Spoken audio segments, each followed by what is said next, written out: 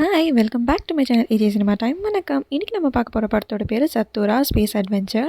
இந்த படத்தில் எப்போவுமே சண்டை போட்டுட்டு இருக்க அண்ணன் தம்பி 2 பேரும் அவங்க அப்பா வீட்டில் இல்லாத டைமில் பேஸ்மெண்ட்டில் இருக்க ஒரு போர்ட் கேம் எடுத்து விளையாட ஆரம்பிக்கிறாங்க.